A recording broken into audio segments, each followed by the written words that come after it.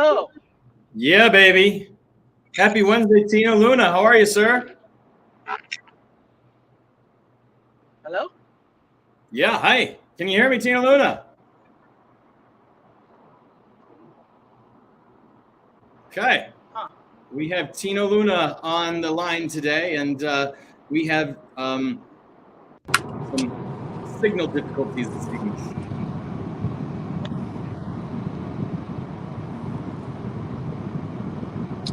Dustin, can you hear me? Yeah, I can hear you. Can you hear me?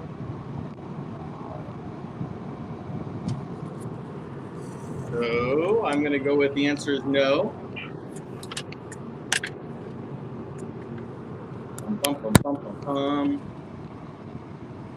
Well, so today we're going to talk about data and technology, web form leads and exit strategies. Tino, if you can hear me, that would be, maybe we're going to hold off for Tino to log back in once he hopefully has a better signal. Tino is a live and active wholesaler, obviously. He had an appointment today. Can you hear us now, Tino? Tino, maybe it's your car. Maybe you can't talk because of your car. So Tino texted our group earlier saying that he was coming back from an appointment on a seller lead, and we'll have to ask him where that seller lead came from. Yeah.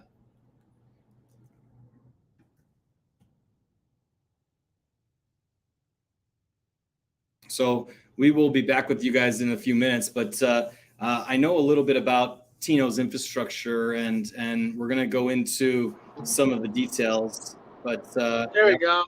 Hey, there it is. Here we are. Woo! Yeah, happy Wednesday, Tino Luna. Happy Wednesday. How are you doing?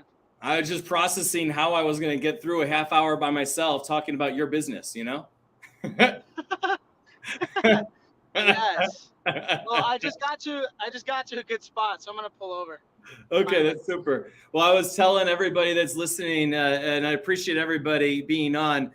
We're gonna have everybody that joins, that listens in today during the live session is gonna get $50 in free data from GeoPoint data. So we're excited about everybody that's gonna interact, and we're excited that Tino is a real wholesaler that's actually making real money.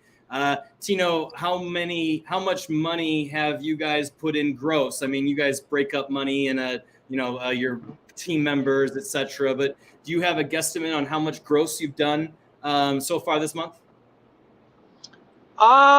So closed.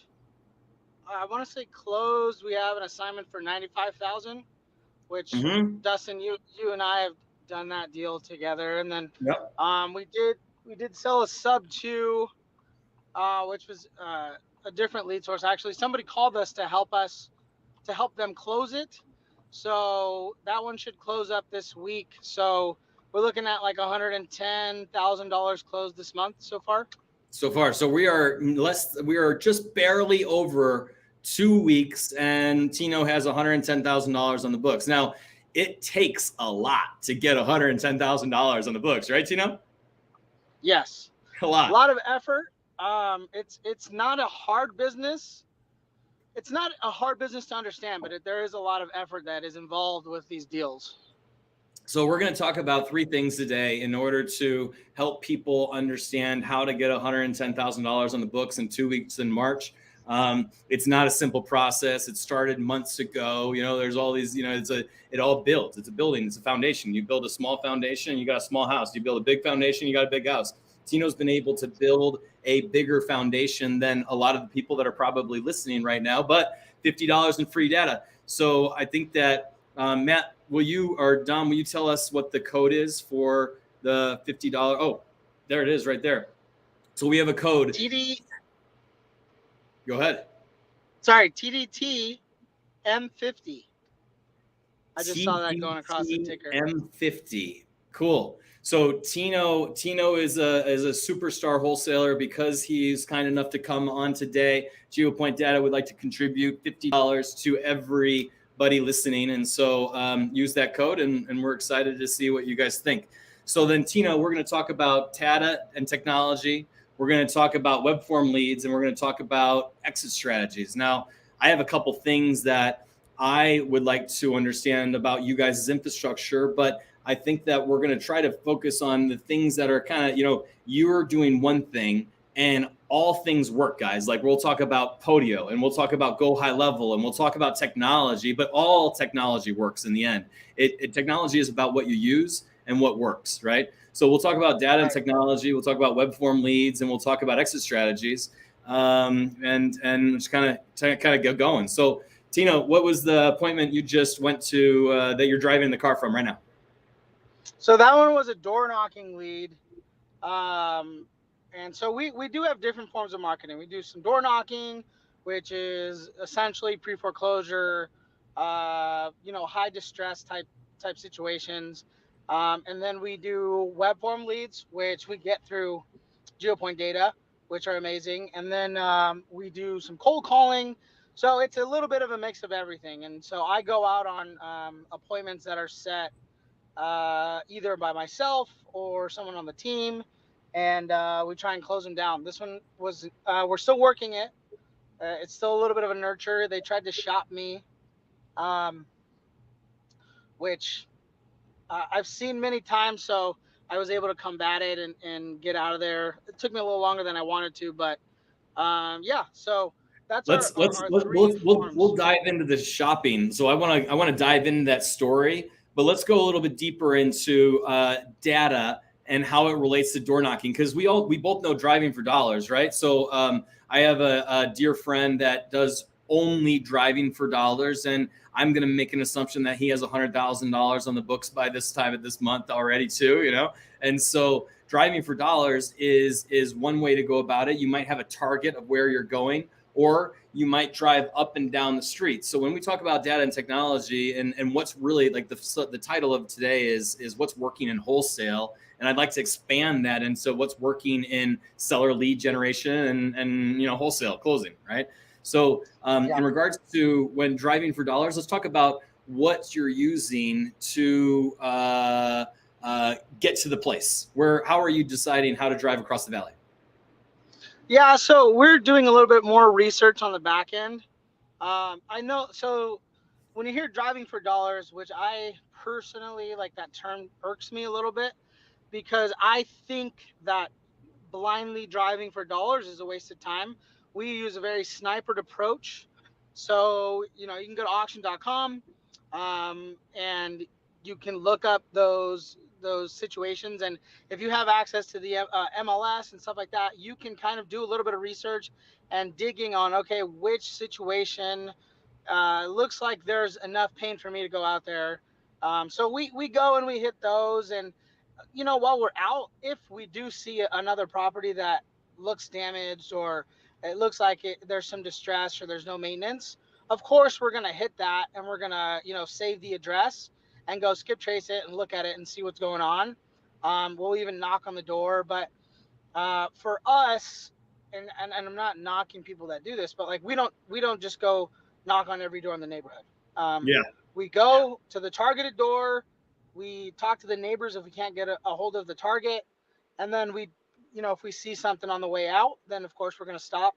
But we try not to spend too much time getting into the weeds.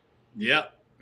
So I agree with that wholeheartedly. And so I'm going to add one more layer to that, because we're talking about what's working in wholesale. And so I've been door knocking since 2003, and I don't actually door knock anymore, but I like to say that I've been door knocking since 2003. And so when we were door knocking, we definitely would go sniper approach, and we would look for someone who's potentially hiding from the police because there's a warrant out for his arrest, and which is a true story. And so, like, it's a funny story, actually. So knocking on the door, and I know that he has a warrant out for his arrest, and I know that there's no way he's going to put his head out, but the girl answers the door, and you have to make an assumption it's either a sister or a cousin, right? Or maybe your girlfriend. And so you're just having these conversations, and you're like, well, listen, and you're trying to talk loud enough because you're talking about a house that he's definitely related to because the mom passed away or whatever that story was in that situation. And it's just like, hey, listen, I'm not looking for Wendell for any other reason besides that his mom left him a massive amount of money. And if he doesn't claim that amount of that money really quickly, then he's going to lose it all. And sure enough, Wendell pops up from around the corner. And now we get a contract with Wendell, right? So for sure, Yeah. sniper approach. But then maybe expand it into what we like to do is we would go, if there's one distressed person in a neighborhood, this is data statistics. This is statistics when people are going mailing out things, you're not legally allowed to know that a person has arthritis because of HIPAA regulations, but people that do electronic marketing know that that person in that house has arthritis. So what they do is they dumb down the targeting to the zip +6, which is the legal way to go about that, right? So if one seller has a problem where they're trying to hide from the police or they're in foreclosure, the likelihood of another seller being close to that house having the exact same issue is very high. So the way that I used to do it is that if I had to hit a sniper house, like this is the one that I'm going to go after, I would go 6 houses around, 3 houses this way. No, 9. Yeah, 3 houses this way and 3 houses this way, and then 6 houses on the other side of the street. And then I got 10 touches for the same price as driving to one house, right? And I would always put in a little bit of extra work of just driving that neighborhood from under the same principle, right? You're gonna see in the same neighborhood that someone is hiding from the police and it's going into foreclosure, you're gonna see other houses in that unique situation. So driving up and down 3 or 4 streets from the house makes that expensive gas more efficient, in my opinion, on when we're talking to the people that are likely listening to us today, you know? Right. Love that. So door knocking. So then data and technology. So let's say you got that deal, you're negotiating. That deal's been in your Podoyo already? That deal's been in your back-end system already? It has been, yeah. So then how are you tracking that? Is it in Podio, or tell me how, the process for deciding that lead gets into your data or technology? Yeah, so basically, just like any other lead from any other channel, if they've raised their hand and said that I am interested or somewhat interested in selling, then it makes it to our Podio. Then from there, it's tracked. How many touches? Okay, did we go on an appointment? And then after the appointment, we update in Podio. How did the appointment go? Where are we at? And then we set a follow-up based on the conversation or how the appointment went. The way that we do a lot of it, let's go to cold calling. Cold calling, if a lead comes into Podio, let's just say it came in this morning at 10 a.m. We double dial that lead at 10 a.m. If we don't get a hold of them, we double dial them again at noon. If we don't get a hold of them at noon, we double dial them again at 4 p.m. And we do that for 5 days straight. And then after the 5 days of hitting them essentially 6 times a day, then it goes to 1 time a day for a week, double dial. It's always a double dial. And then from there, as needed. So let's just say we get a hold of them on the 3rd day. Then the follow-up points are just based off of making a decision after talking with the seller. So if they say, hey, I'm not ready quite yet, call me in 3 months. We usually call them in about half the time. Because 9 times out of 10, when they say call me in 3 months, they're looking to be done in 3 months. That's right. And so when you do call them at 3 months, they've already sold the property. So that's another tip for sales or real estate sales is whatever a prospect tells you, cut it in half and call them at that time. If you call with the right intent, they will not be annoyed. I can promise you that. Mm-hmm. I love you. I love that. I love that statement, because if you can convey rapport, the faster you can convey rapport, right? The faster you're going to be able to figure out what they're really trying to accomplish. And the faster you're going to get that 90 days to, well, I really need some money, but I can't tell you over the phone because you're a stranger danger, right? So right. So that if you can use that type of, build a rapport and then get those answers, I agree completely. So, okay, good. So it's basically touches and more touches and more touches and more touches. And then you have a back-end system. Go ahead. It's all about touches. Yeah. And then are you touching via text message, email, cold call? Are any of those things happening automatically? Or tell us about the data and technology side, about what you're doing now and maybe even what you're trying to accomplish if it's not there. Yeah, so very cool. Very good question. So on cold calling, we're working on automating some of those touches.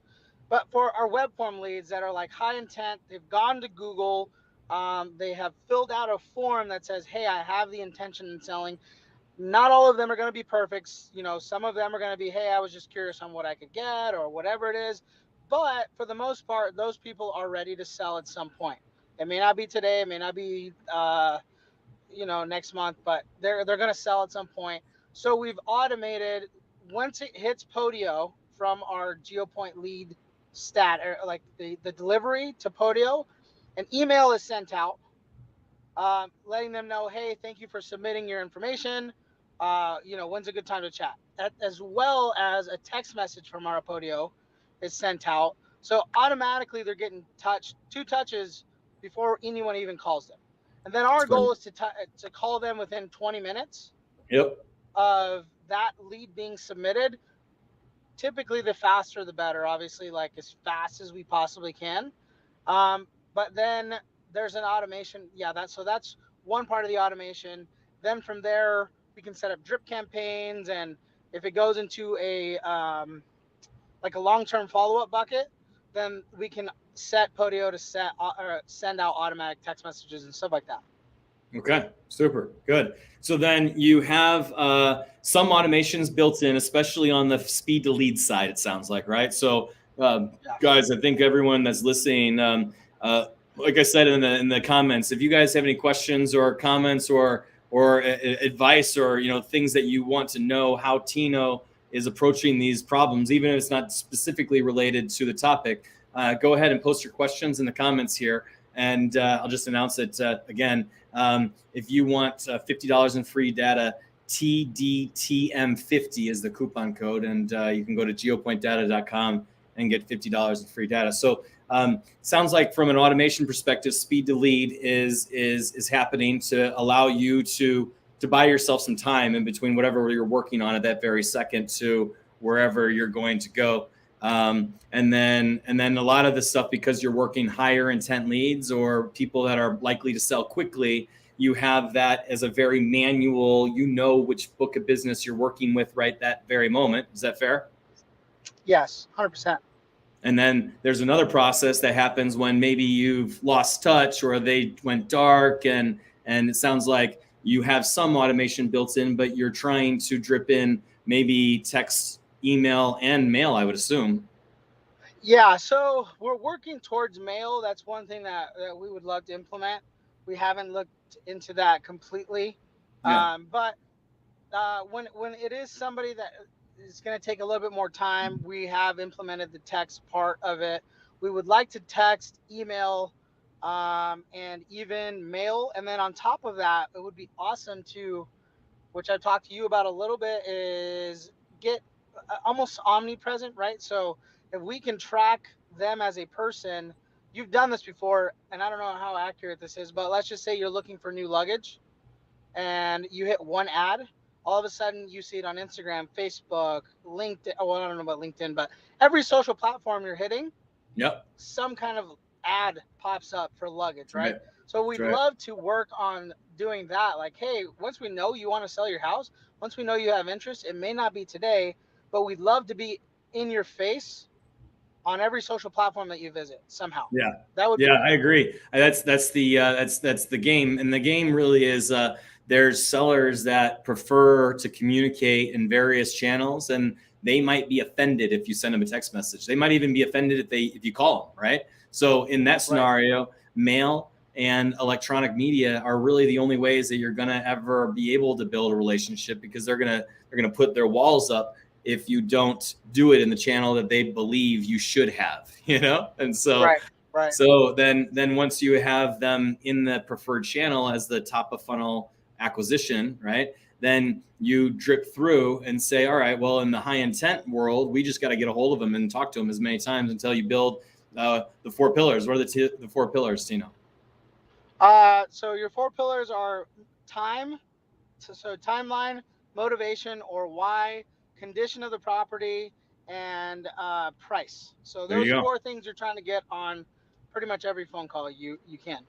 And so if you've gotten those things, so the way that we describe our our leads is based on intent, right? And so if you can get the 4 pillars out of them, price, timeline, condition, and motivation, then you built enough rapport where they should have at least a partially honest conversation with you about their real intention and their real needs, right?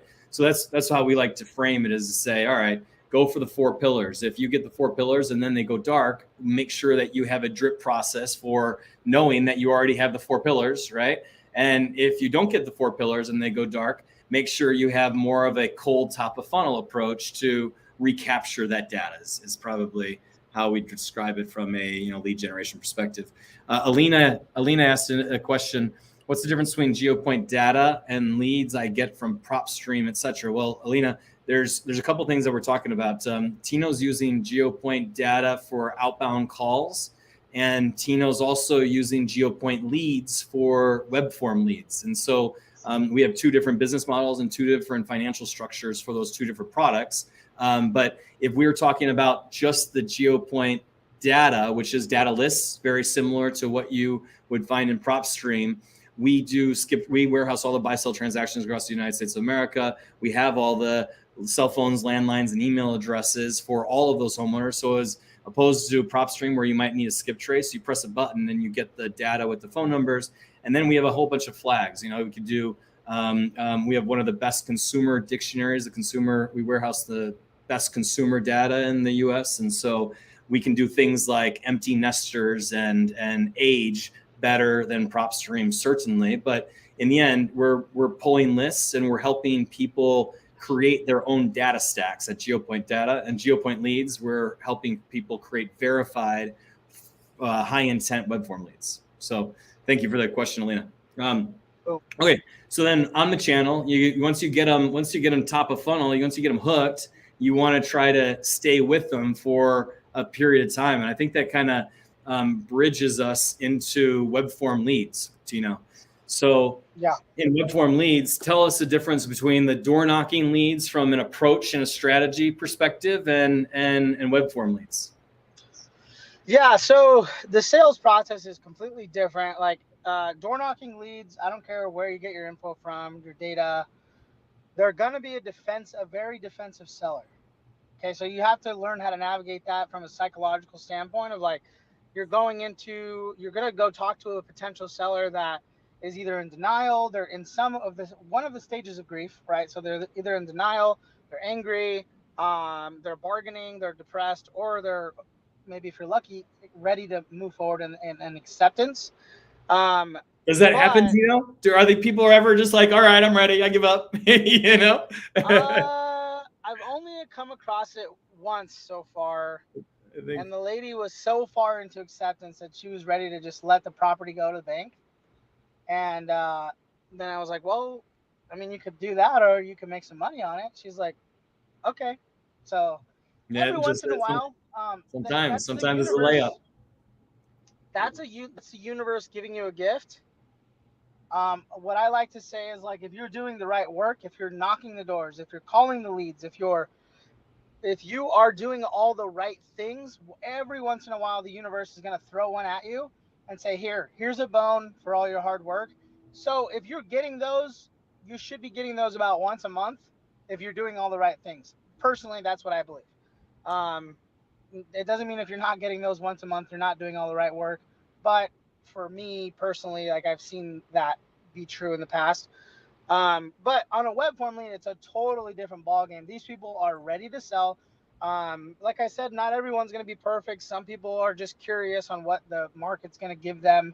And then at that point, if you have a friend that has a real estate license, you can still pivot and help them secure a listing, and then you can get paid on that on the back end. And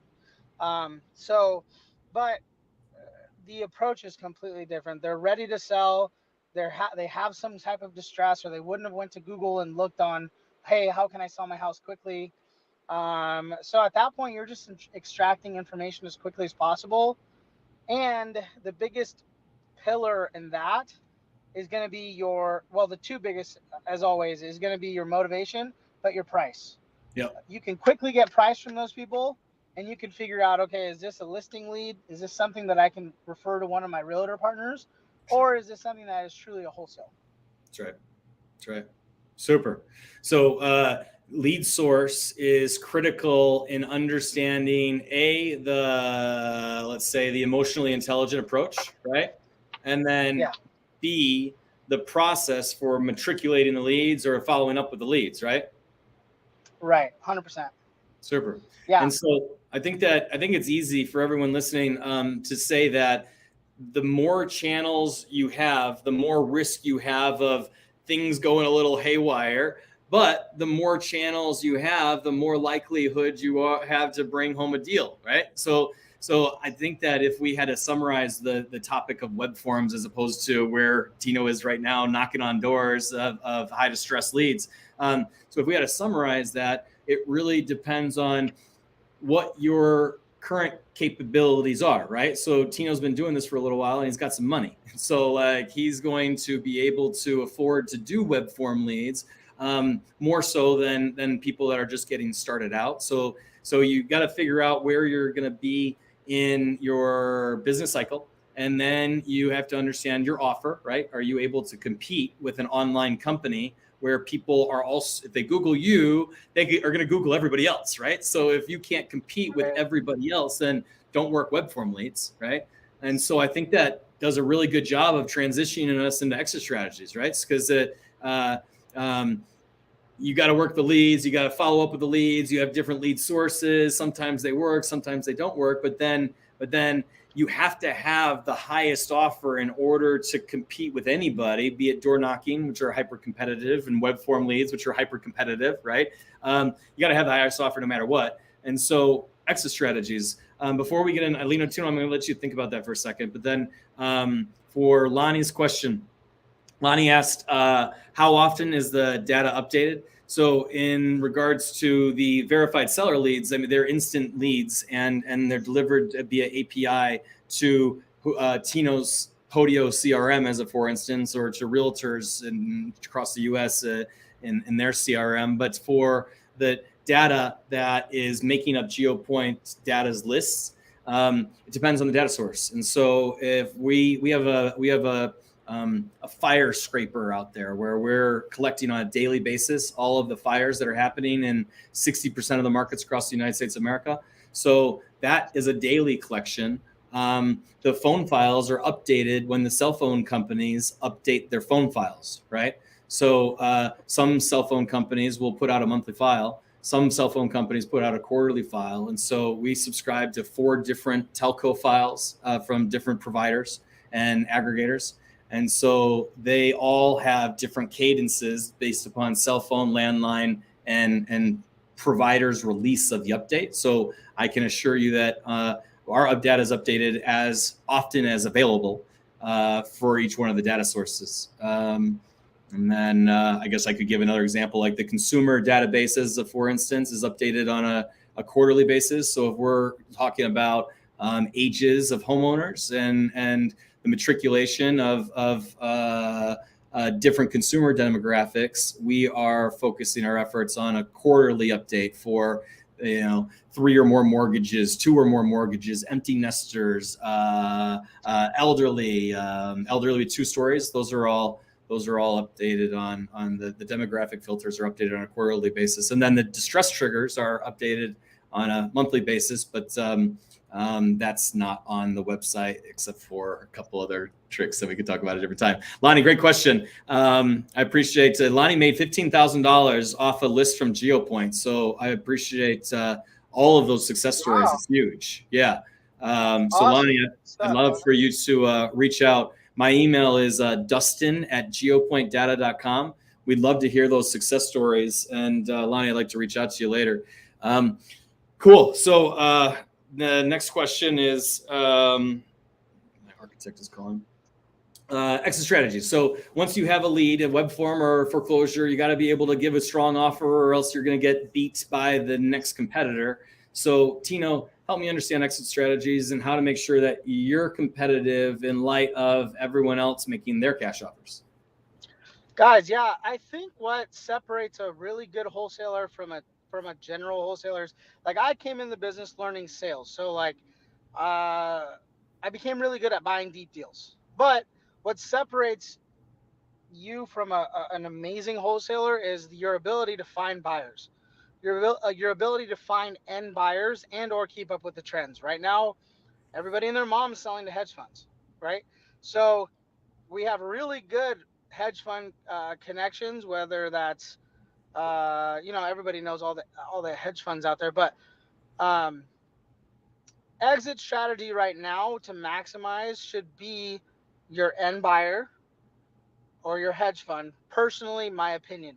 Now, there's some guys that I talk to that do some creative finance in the Valley, and they are looking to do more of like a hold strategy. So they buy it in one LLC, which is what a lot of these bigger guys do once they quote unquote graduate to a higher level of wholesaler investor.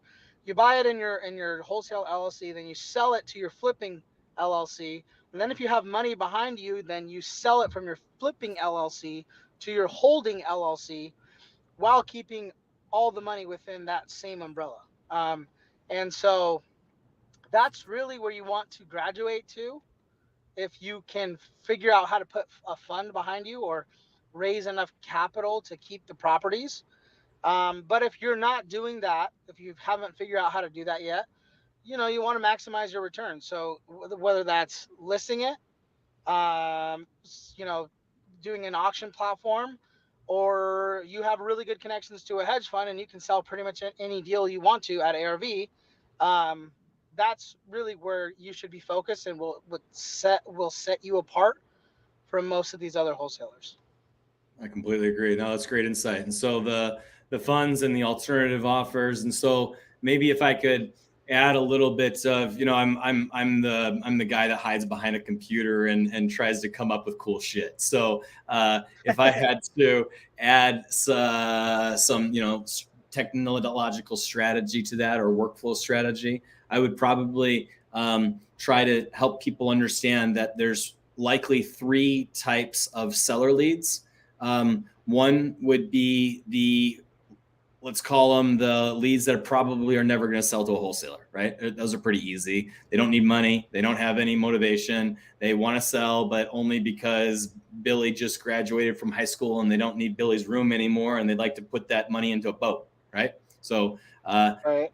that's bucket number 1 of seller leads. So if you know where to put that seller lead, then you've maximized the opportunity to talk to that seller, and you've hopefully bought down your cost per contract acquisition by selling that lead off to a realtor, right? So Tino has a process where he sells leads to realtors currently, and that helps buy down that cost per contract acquisition. So bucket number 1 is leads that you talk to, but they're just never going to work with a wholesaler. So you get that into your best friend, the realtor's hands as quickly as possible. Or Tino has a process where we can submit that to a realtor through our process, our lead systems.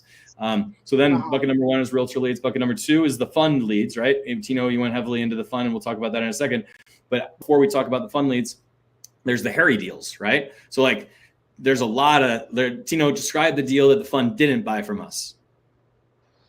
Monterey. Yeah. So Monterey so guys, if you haven't sold to a hedge fund, this is kind of the process of selling to a hedge fund. You get it under contract, you submit it to your whoever your rep is, and then they submit it to the fund for the underwriting. They come back at a soft offer, which is typically close to ARV.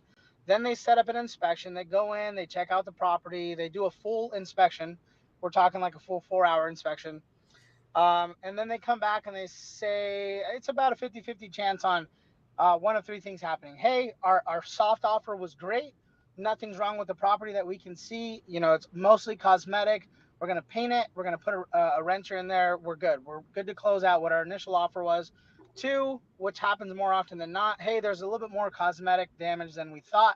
We need to drop the offer. We need to retrade just a little bit, which is typically $20,000 to $30,000. Or option 3, which happened at Monterey, is they came back and said, hey, this is unbuyable.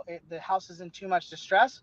We cannot buy this. But guys, this is, again, what separates me from a lot of people is I have very, very good buyers.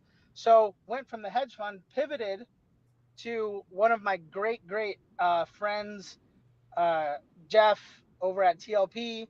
He came in and bought it pretty much I mean, I don't know, 15 grand lower than what the fund would have came out, maybe. And he came in and closed on it, right? So we still got top dollar for it. So if you're able to build those relationships with solid end buyers, that's definitely what you want to be doing. So Right. in that case, we were able to salvage it. But sometimes, guys, the hedge fund is not gonna, if it's in too much distress, they're not gonna want to close on it. That's right. That's right. So, guys, if you didn't catch the underlying model here, Tino and I have a submission process where we will take any of your deal inventory and submit that to the funds on your behalf. So reach out to Tino or myself, and we'd be happy to help you with that process. So there's the funds. It fits in the fund buy box or it doesn't. GeoPoint Data has the data already, are the buy box lists already of what does and doesn't fit in the fund. And we're about to launch a property submission widget. And so we're going to offer that property submission widget to all of the wholesalers and realtors that bring deals so that we can make that easy for people to do. But until then, feel free to reach out to Tina or myself, and we'll be able to get your property submitted to the fund, or at least let you know whether or not the fund would entertain buying your property with the contract structure and the physical characteristics of the house. So exit strategies. So we're going to talk about it to kind of summarize. We have the hairy deals that the funds aren't going to buy. So it either fits in the fund buy box or it doesn't. So if it doesn't, then it's hairy and it's hairy, right? If it's hairy and it fits within the fund buy box, there might be a solution. We provide debt to wholesalers frequently that need to take down a house in order to sell it to the fund. And so there's an opportunity to kind of create the transaction that makes a house that usually wouldn't fit into the funds buy box to kind of squeeze it in there. So there's the hairy ones that are never going to work for the fund. There's the ones that aren't so hairy that you can solve a problem that could work for a fund. Then there's the ones that are going to fall into the realtor leads. Is there any other seller types, Tino, that you would? No, not really. If you're familiar with novations, then maybe a novation lead would be one thing, but that's technically still a listing lead. Sure. So that's really the three funnels. And I want to reiterate this, guys. If you have solid buyers, or somebody that can connect you to a solid buyer, then any lead is a lead worth working. That's right. There's some stuff that we buy higher than most wholesalers are going to offer because we can unload it to either a very good friend that's a cash buyer that buys and buy and hold. Like me, I have a portfolio of single family homes. So like in Arizona and a couple other markets, me and a couple of my friends that just buy houses to buy and hold are very, very interested in purchasing inventory. So I have buyer demand for industrial land. I have buyer demand for land that's zoned Airbnb in Nashville. I have buyer demand for inventory in Maricopa County and Seattle, Washington, and California, and every single market that you could ever imagine. So we'd love to hear about your deals. We'd love to see these deals and bring them in, because it is about the exit strategy and making sure that you've seen what I like to call the highest and best use of the property, right? And so what is the highest and best use? Is it an ovation agreement? Is it a subject to deal? Tino comes from the subject to world, right? Do they have such a unique situation where they no equity at all and they have to sell? That's a seller type, isn't it? It is, yeah, a creative type. So yeah, your traditional is like listing. 2 would be a traditional wholesale deal, which you can sell to any buyer. 3 is your hedge fund buyers, and then 4 is creative. If there's no equity, we can still buy that. If there is some equity, we would call it a hybrid, and they're not in a ton of pain. That's still something we can work out, where we take over the existing debt and structure a note on what is left, or their equity. Sometimes it's a higher amount, so we can structure a note on that. And as long as the debt service plus the note is less than what it can be rented out for, that's still an exit strategy. Or if it's a clean and clear seller finance, those are the best in my opinion. We can take those down too. So creative is probably a whole nother podcast worth talking about. I was just going to say, I can't wait to teach realtors how to do the creative, I can't wait for Tino to teach realtors how to do creative financing, because that's the real game. We're bridging wholesalers to realtors. We're teaching realtors how to be wholesalers, and we're encouraging the wholesalers to get your real estate license. I promise you guys, if you come in with 2 offers as opposed to 1 offer, creative and cash offer was 2 offers, creative cash offer and a listing offer is 3 offers. You're able to service any of those 3 offers, your business will grow. Right? It's just that simple. Tino, I appreciate you coming on, man. We definitely need to do the creative conversation. So Sure. let's get that on the books, and maybe we'll even, that'd be great.